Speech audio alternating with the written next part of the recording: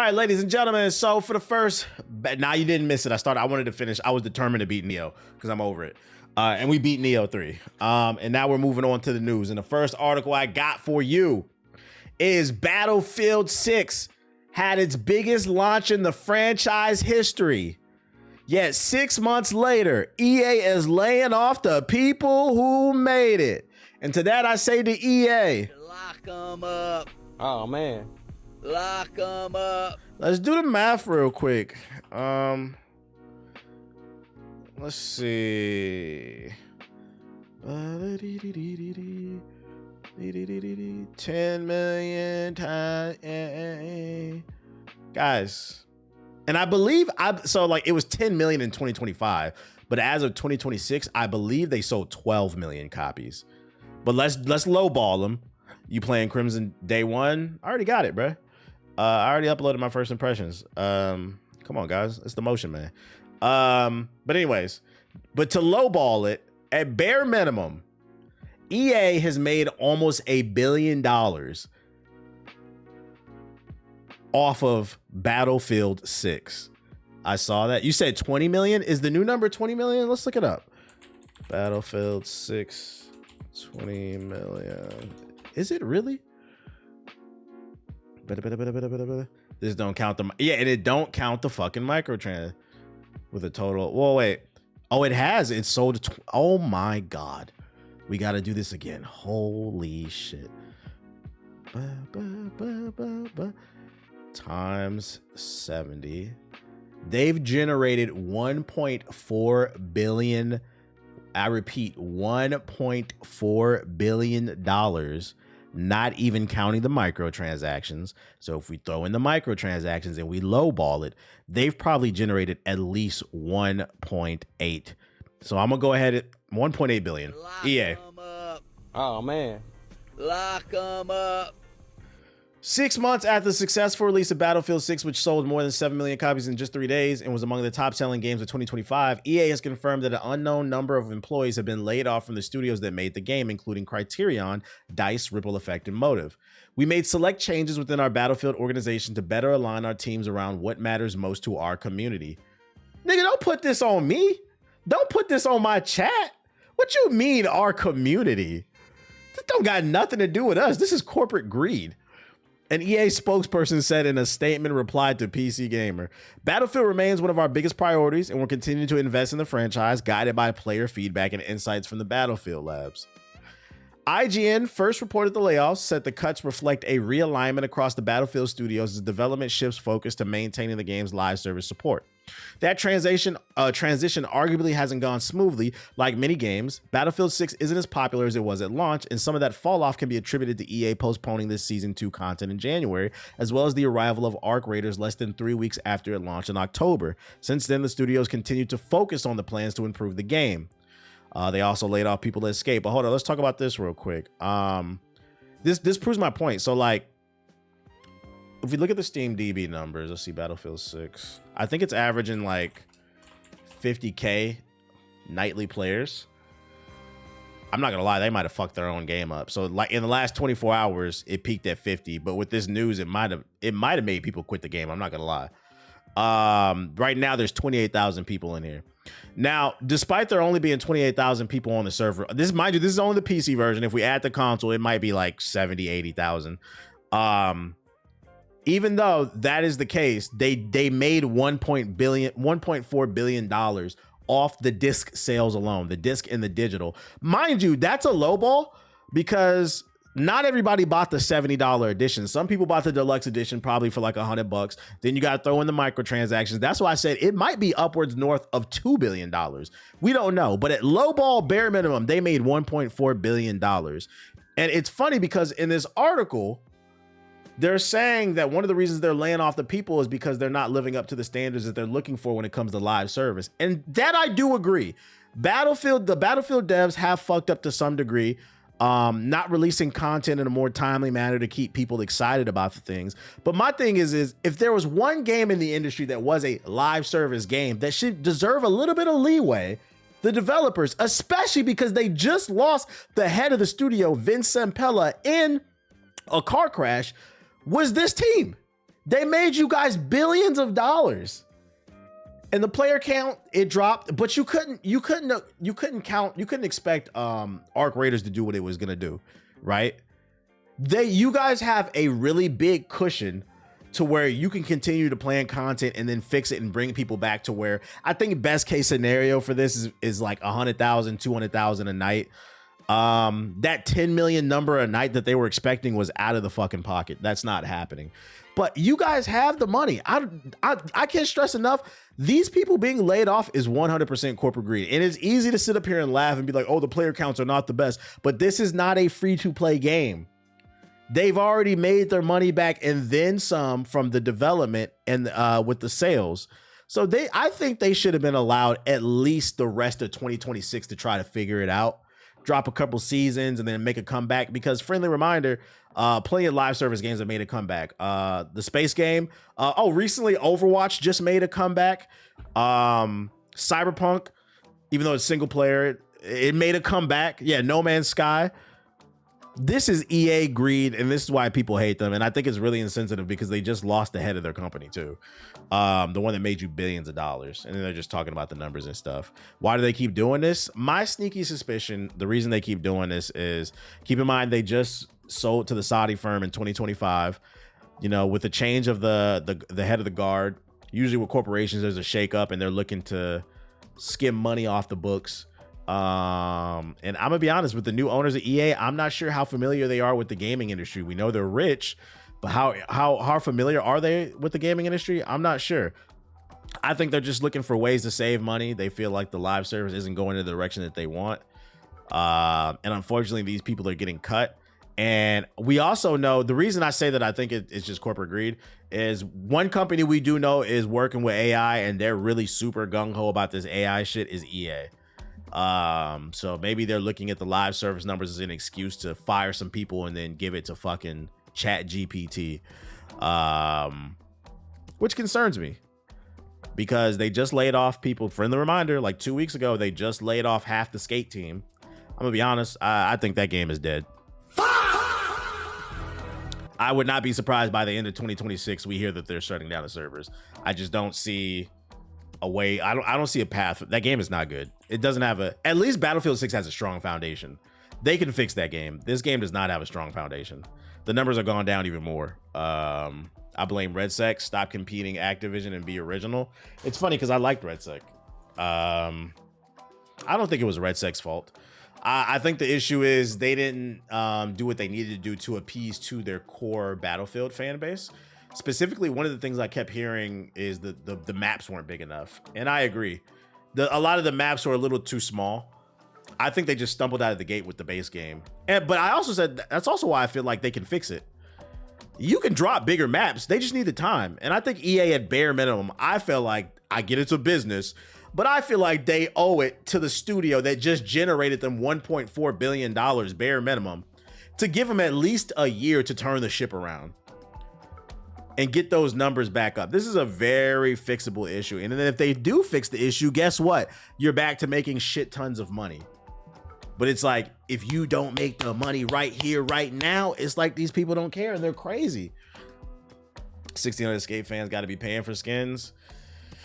And that ain't enough to sustain this game. And it sucks too, because we just found out the government announced that United States lost 92,000 jobs in the month of February. So we lost almost 100,000 jobs. Mind you, we've been losing like 100,000 jobs like every month since this nigga took office. This nigga is straight. That fat orange. So with hundreds of thousands of jobs being lost every month, now more people are getting laid off. Friendly reminder, the guys, this is really bad, because this means more people are going to be fighting for the small. We want our economy to grow so that everybody is not fighting for the same 5 jobs. Because guess what?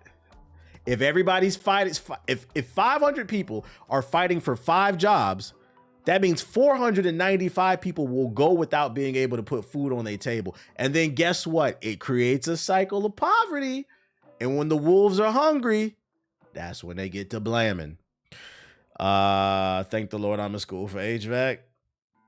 So 100%, I know some people, these politics is going to affect your games. Matter of fact, The price of oil is up 30% in the last week.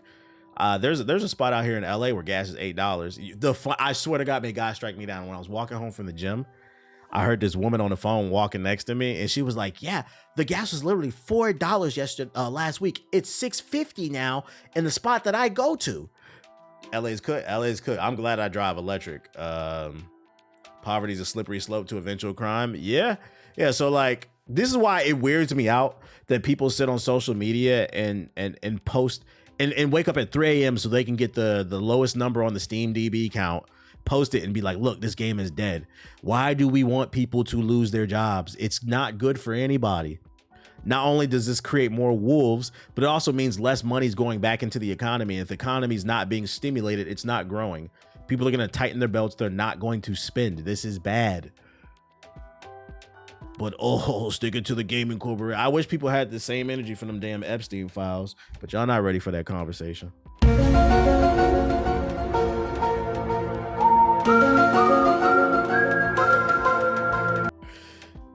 40% of fertilizer comes from over there. Food about to go up. Everything's about to go up. Cause like, it's not just, you think you got to understand with the war going on in the Middle East, with them cutting off oil supplies to us, it's not just going to raise the price of oil. It's going to raise the price of all goods because oil is used to transport all these goods. This means it's going to be more expensive for truck drivers, for people to move these boats.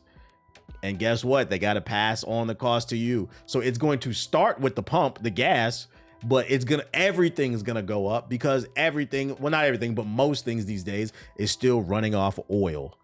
Also, it's not like the faucet just turns back on right away. Once the war ends, it's going to delay so much.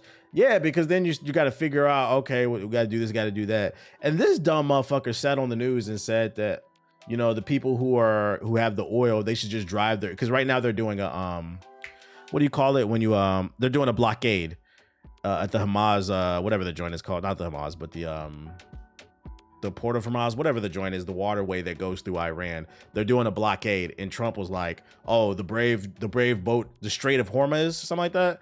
He's like, "They should just drive through it." Dumbass, it's a blockade. If you try to drive through it, you're gonna get shot. And the people who are supporting the goods, they're not battle boats. They're not military. They're just civilians trying to do their job. You can't do that.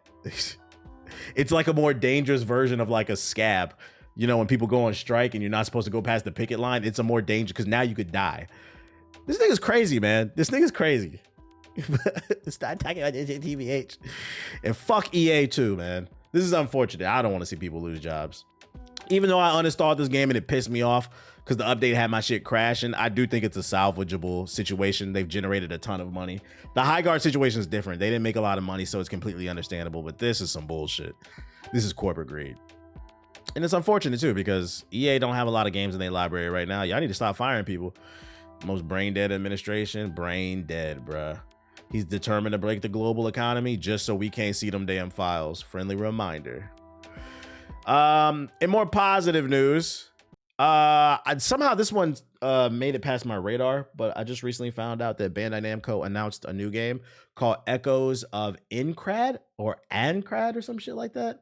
I think it's a Sword Art Online video game. All I know is that it's not a Ninja Storm, Naruto Ultimate Ninja Storm clone. And as far as I'm concerned, that's a... Let's check out the announcement trailer.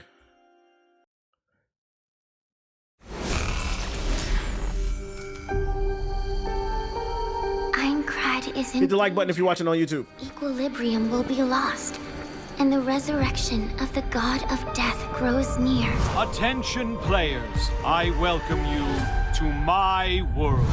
Right. Destroy the core of life and save. I'm hyped for this, okay. For if not, death will come for us all. The fits are alright. The new game has begun. Okay, it looks more action. Where you are the hero. Yeah, supposedly it's a sword art game. Together. Right.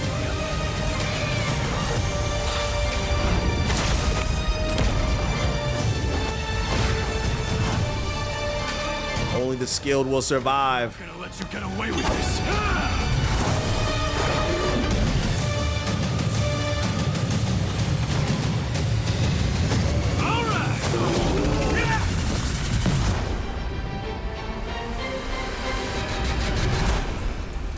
nerve gear. I'm gonna assume that's the headset they wore. If you die if you were wearing it, if you died in the game. Nah, I'm not touching Monster Hunter Stories. Too many games. July 10th. Damn, we getting games in July now. Sheesh. And you know what's crazy? This is a W for Bandai Namco. The game looks okay. I need to see more. But I say this is a W because I feel like this is a good display of self-awareness. I don't think that this game can compete with the GTA 6s, the Wolverines, the Phantom Blade Zeros, but like this is a good slot to be in. January 10th, or July 10th, I don't think it's gonna have a lot of competition, which leaves itself a window to be talked about. So like just from a marketing standpoint, I think it's smart that they released it there. That's good self-awareness. Because I always say a lot of these games be fucking up because they think they can compete in areas that they can't.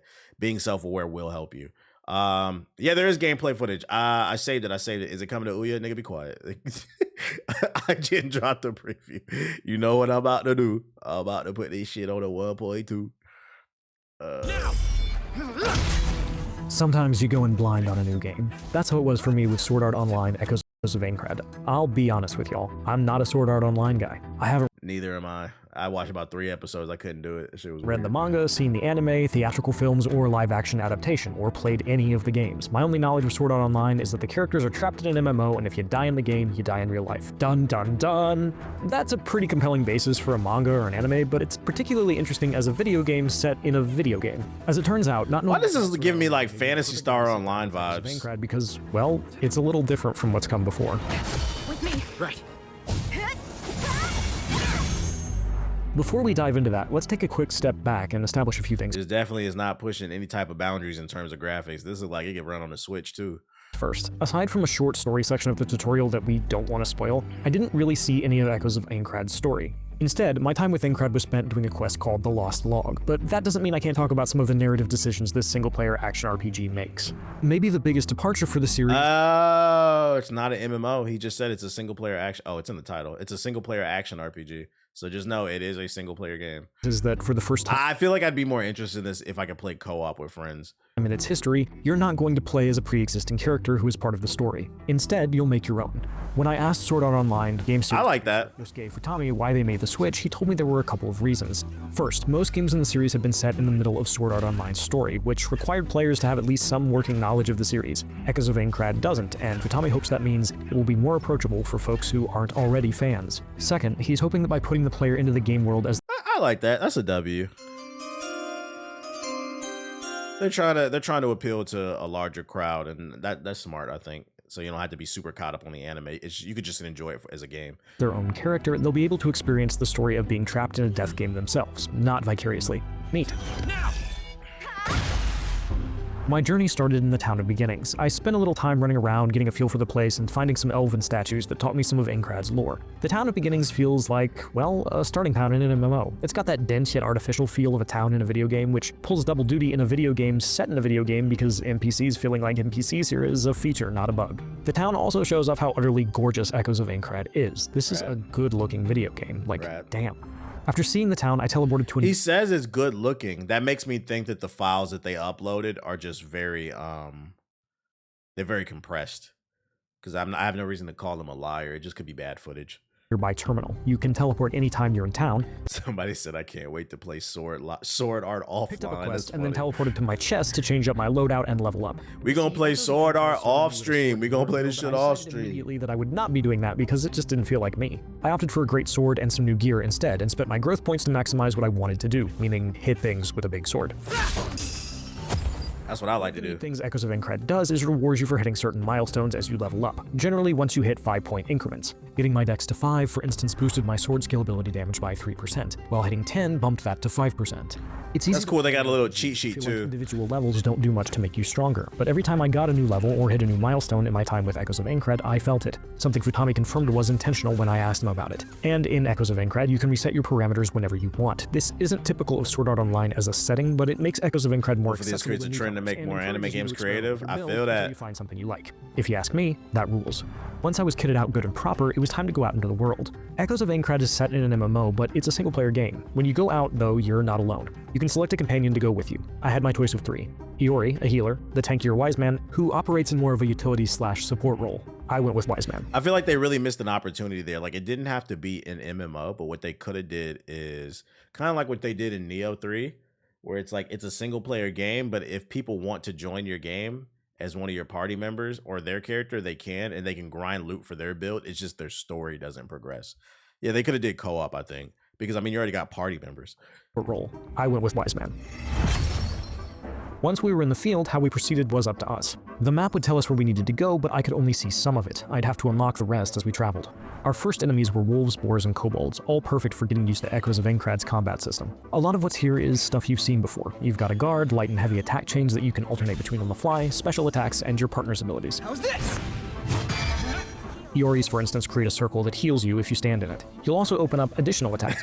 Dragon Ball said, fuck creativity, press square. And some of them are pretty cinematic. Fancy. What makes Echoes of Enkrad cool is how dangerous everything feels. Standard enemies can and will kill you. Hit the like button if you're watching on YouTube. Early on, and they're not exactly the forgive and forget type. They'll follow you for a long time if you pick a fight with them, and they're all different. Kobolds will block your attack and retreat and try to blind you. If they do, the screen darkens and is filled with static. It's a great effect that does exactly what it says, makes it a lot harder to see. Wolves, on the other hand, are nimble and aggressive and travel in packs.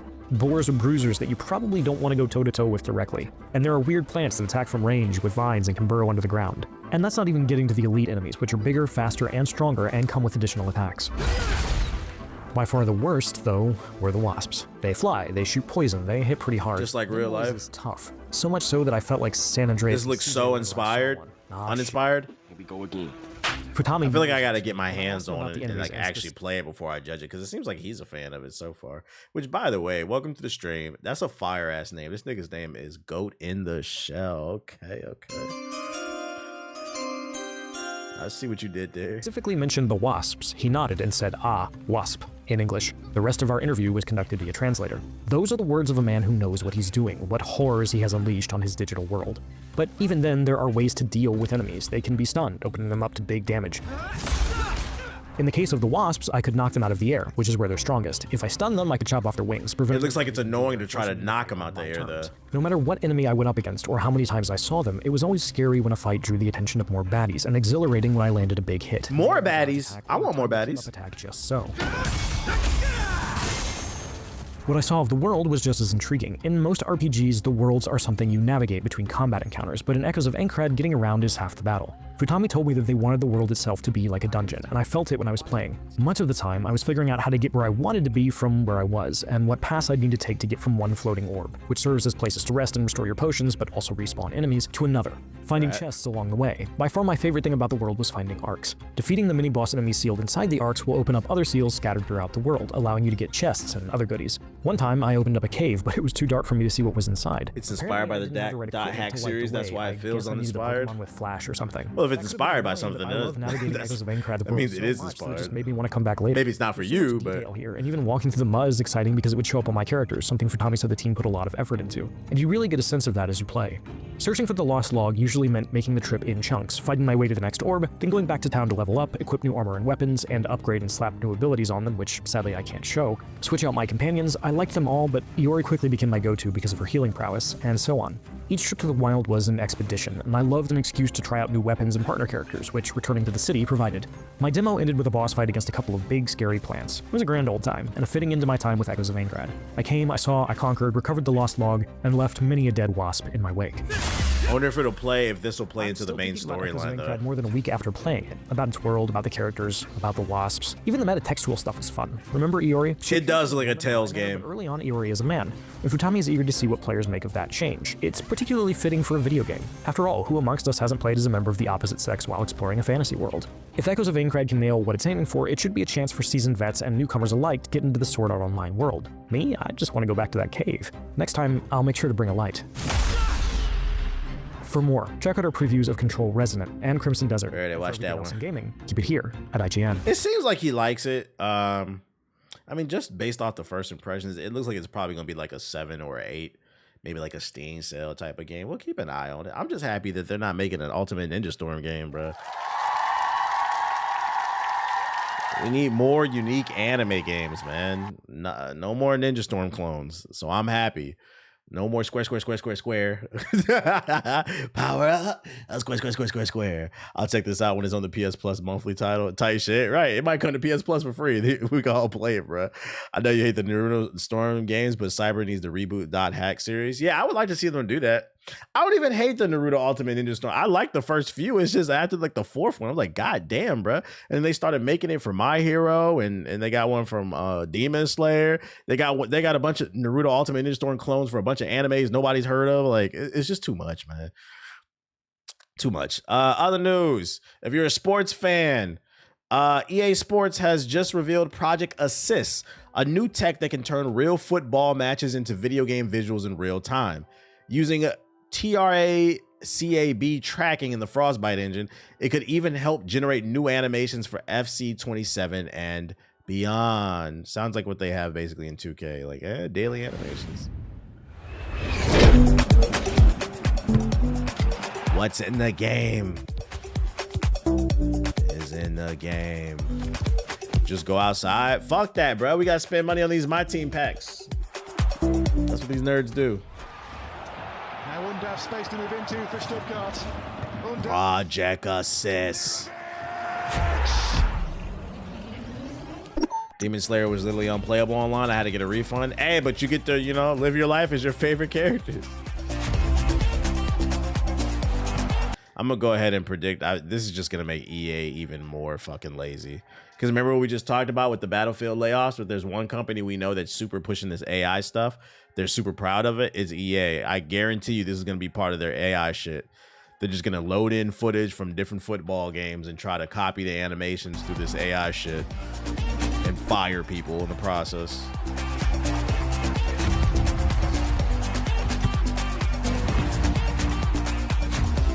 I heard the last FCS.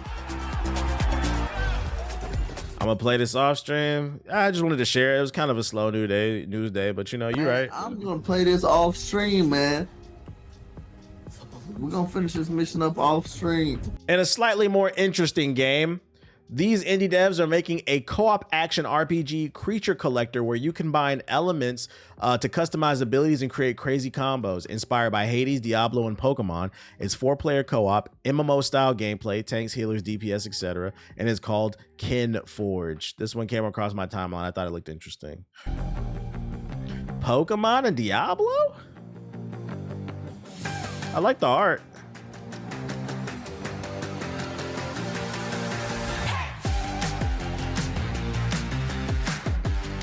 Oh, I think I get it. Okay, so it's a dungeon crawler like Diablo or like Hades, but it's got a Pokemon element where I guess you got to capture Pokemon and you and your friends battle with them or something like that.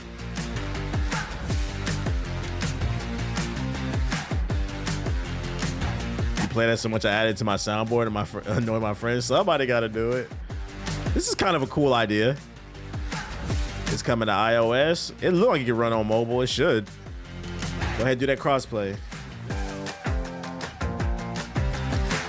As soon as you said Nintendo tuned in, you said they ready to strike this down? Nuts. Kin Forge. You can scan it right there. It's coming to Steam. It's a cool concept. I would keep my eye on this one. I like it. Why couldn't Game Freak just make this with Pokemon? Because that makes too much sense. Did I see the Pikmon trailer? The Pikmon? What? Pikmon. Is this it right here? Pikmon developer Pocket Game. Okay. Publisher Network Go. Dive into a vast, uncharted continent filled with ancient civilizations and mysterious creatures called Pikmon. In this multiplayer open world survival crafter, you'll team up with your Pikmon to fight, farm, and build industrial empires while thriving a shadowy organization plot. So it's a I can't believe I'm saying this, but it's a Power World clone.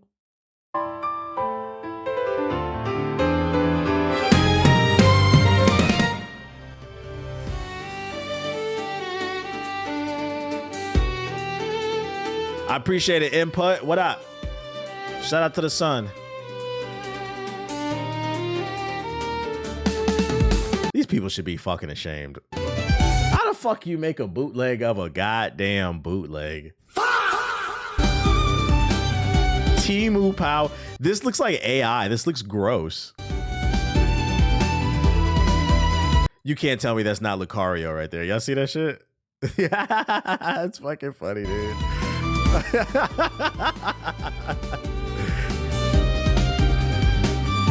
Wait. They got they making bootleg Pokemon Power World starring Link. Oh my god, Breath of the Wild Link. That's fucking funny, dude. It only make it funnier if he says in this trailer, hot, huh? No, wait, hold on, my bad. That's not Link, that's Sausage. That's not Link, that's Sausage, y'all. It's different, it's different.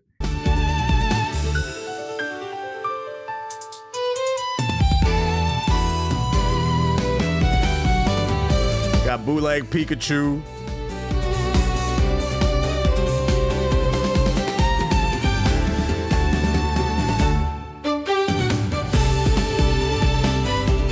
Oh, you don't throw balls at him, you throw Yu-Gi-Oh cards to catch him. Okay.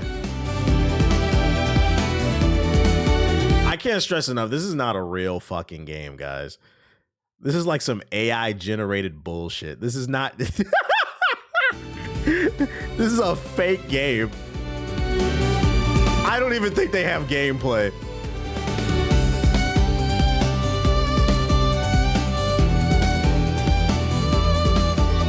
This game's not 100% coming out. They got guns in it too. See, look, there go Lucario right there, just shameless. And this looks like Scizor or whatever his name was, like an ice version of it.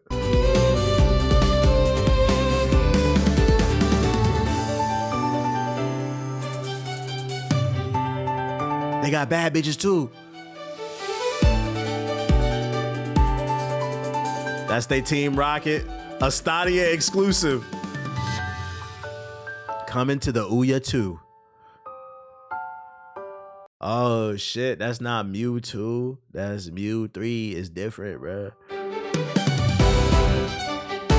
This is you developers, you guys should be fucking ashamed of yourselves. You got bootleg Mewtwo, bootleg Lucario, you got Sausage Link over here, and then you're doing this. You straight up listen, guys, for legal reasons, if you want to steal someone's intellectual property, could you at least act like you're not stealing it? He looks like fucking Link, and then you have him dropping down into the world just like fucking Breath of the Wild and Tears of the Kingdom. This is super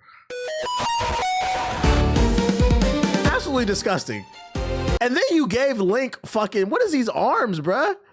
You gave him these lanky ass Lanky Kong Wimbyama ass. Oh shit, Link Webinyama. Oh my god. And he got a Gundam. What the fuck? My bad. No, he ain't got a Gundam. He got a Zoid. This nigga got a Charizard Zoid. What the fuck am I looking at, man? And you know the funny thing is too, I said this maybe like a year or two ago. You're going to see a rise in these type of video games because the reason being is video game development, like a lot of art forms, has been democratized. Right now, you can download the Unreal Engine 5 for free, and they don't even charge you unless you make a shit ton of money. They'll take royalties off of it, right? I think the Unity engine is super easy to get to. It's pretty cheap. The point I'm trying to make is the tools are super easy to get. And then with the Unreal Engine, they have a store where you can go buy pre-made assets and then just put it in the engine and make your own bullshit up. So what's going to happen is it's going to birth a lot of indie developers who make amazing games that might have not been able to get their foot into the industry because they lack the resources or the education, but they had the grit to do it, right? But on the flip side, it's also going to birth more bullshit like this. And this is why you got to be wary of stuff. Like what's that other fake ass game that came out a couple years ago? The day before, that fake ass zombie game. You're going to see more bullshit ass Pokemon clones. You're going to see a lot of bullshit ass cozy games. Don't fall for this shit, bruh. This game fake as hell. That's fair, but Nintendo won't even blink unless there's a following. Yeah, no, that's facts. Unless this game gets a big following, Nintendo won't care. But like, it's okay to be inspired by stuff, but like, could y'all at least try to act like, you had your own idea? Like, look at this shit, bruh. This look like Pikachu from fucking Baltimore, man. is disgusting. This is disgusting. This nigga doesn't shoot lightning. He shoots string cheese. What the fuck are we got going on here, man? This fucking bullshit ass bear. This dude, where's my hug head ass? This shit is stupid. And I better not see nobody buy this shit, man. Shame on you. Fuck all the jokes and shit. Do not buy this because it encourages this bullshit ass behavior. I appreciate you for putting me on the Pikmon though. That's fucking funny, man. Shout out to Sausage Link. What else we got? Oh, friendly reminder, a lot of y'all knew this already, but just in case you forgot, Ghost of Yote Legends launches tomorrow, which is March 10th. Everything you need to know about online co-op multiplayer mode. It'll have classes, modes, enemies, and cosmetics. It's a free update. It is a co-op mode inside of Ghost of Yote. So if you need more content, gamers, we are eating. Shit like a day one cop to me. If you're watching on YouTube, hit the like button. It's free, so I mean, I would hope so. I'm gonna try to get some time on it too. We're feasting. Yeah, and then last but not least, if you're a basketball fan, I saw this come across my timeline. Acclaim tweeted out, Super Basketball Classics got next. Retroed arcade globe-trotting hoops returns with huge rim-rocking dunks, 4-pointers built with fully rotoscope animations, classic pick-up-and-play controls, wish list on Steam. Who wants a new arcade basketball game?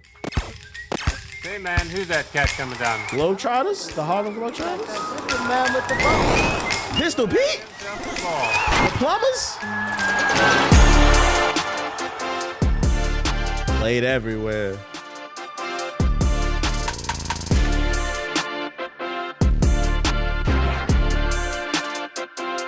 Man, come on, show the gameplay.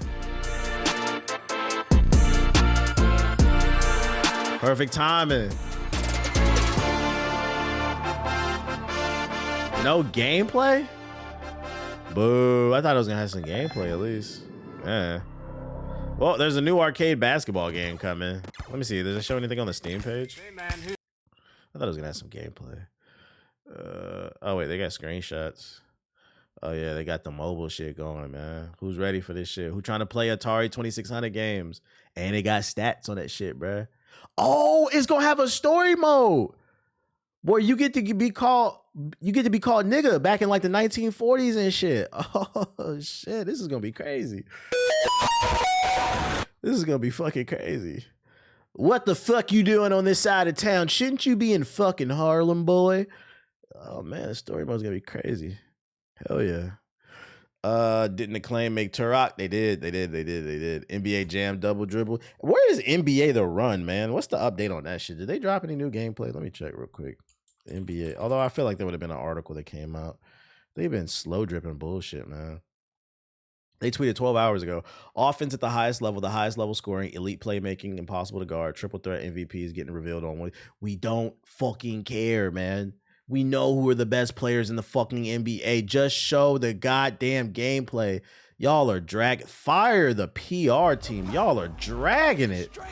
That game pissed me off.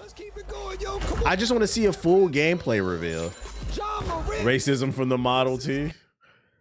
Gee, we know who the fucking MVPs are.